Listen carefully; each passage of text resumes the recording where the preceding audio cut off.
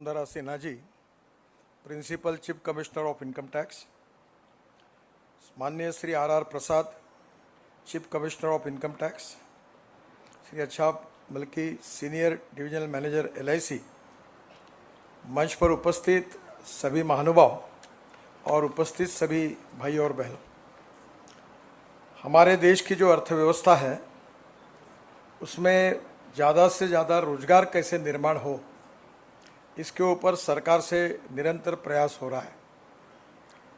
पर जैसे रोजगार निर्माण हो रहे हैं उसके साथ साथ सरकार में भी अनेक जगह को काफ़ी दिनों तक भर्ती नहीं की जाती, जिसमें रेट टैपिज्म में वो फंस जाता है और सालों साल वो जगह खाली रहती है।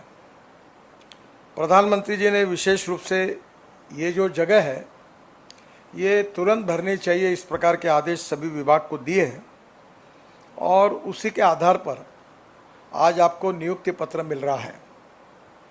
मुझे खुशी है कि आपकी पढ़ाई पूरी करने के बाद आज आपको रोजगार का अवसर भारत सरकार की ओर से मिल रहा है। स्वाभाविक रूप से आप सबको काफ़ी जगह काम करने का मौका मिलेगा।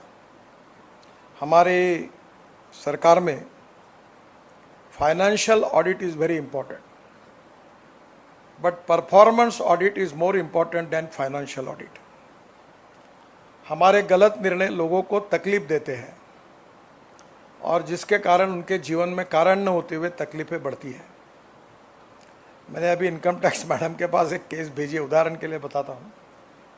उन्होंने एक फ्लैट खरीदने के लिए बैंक से लोन लिया, पति पत्नी ने दोनों, पर वो लोन में एक एंट्री हुई, एक नहीं हुई, तो इनकम टैक्स में उसको इनकम करके ऐड करके उसके ऊपर टैक्स लगा दिया 40 लाख रुपए। वो पहले ही लोन का हफ्ता दे नहीं सकता, जबकि उसको टैक्स लगा, क्योंकि वो वेरीफाई करते हैं तो पता चल जाता कि ये बैंक से आए हुए लोन की अमाउंट उसके बिल्डर को गई है, वो ऐड हुई है।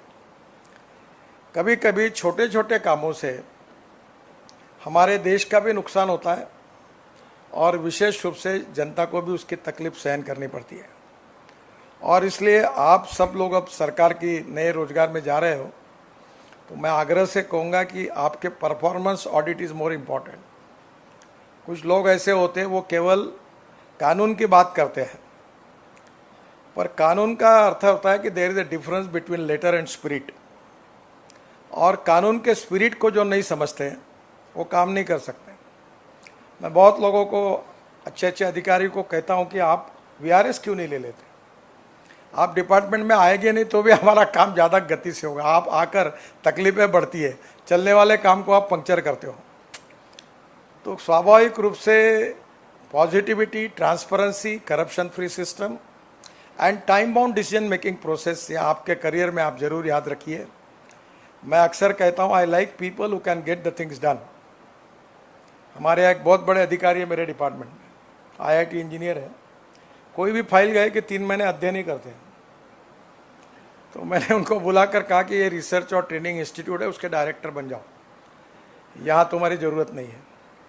आपने एक बार गलत निर्णय किए तो भी चलेगा अगर आपका इंटेंशन साफ है और मिस्टेक्स बोनाफाइड है तो, पर निर्णय नहीं करना, फाइल को 3-3, 4-4 महीने दबा के रखना, ये बात ठीक नहीं होती। और इसलिए आज आप सरकार में आपके करियर की नई शुरुआत करने वाले हो तो आप बहुत अच्छी तरीके से सरकार में काम करिए, और काम करने में निश्चित रूप से आपको भी एक सेटिस्फैक्शन मिलेगा और वो सेटिस्फैक्शन आपको और अच्छी काम करने की प्रेरणा देगा।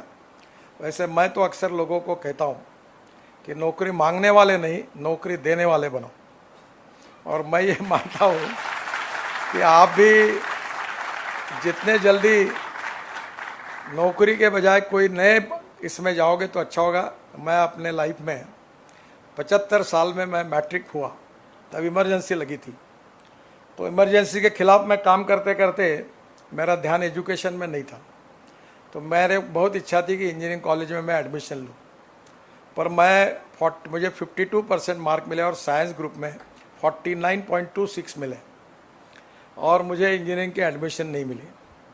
मुझे बड़ा इसका दुख होता रहा कि मुझे एडमिशन नहीं मिली इंजीनियरिंग कॉलेज में, पर आज मैं इतना विद्वान भी नहीं हूँ सर, मुझे 6 डिलीट मिली है। 4 एग्रीकल्चर साइंस की मिली और 2 एक गलगोटिया यूनिवर्सिटी और एक SBM यूनिवर्सिटी तमिलनाडु की उनकी मिल गई। तो मुझे कभी कभी मैं अभी भी अपने को डॉक्टर नाम लगाता नहीं हूँ। वो इसलिए लगाता हूँ नहीं कि मुझे सीरियसली ये फील होता है कि ये लगाने के लायक मैं नहीं हूँ।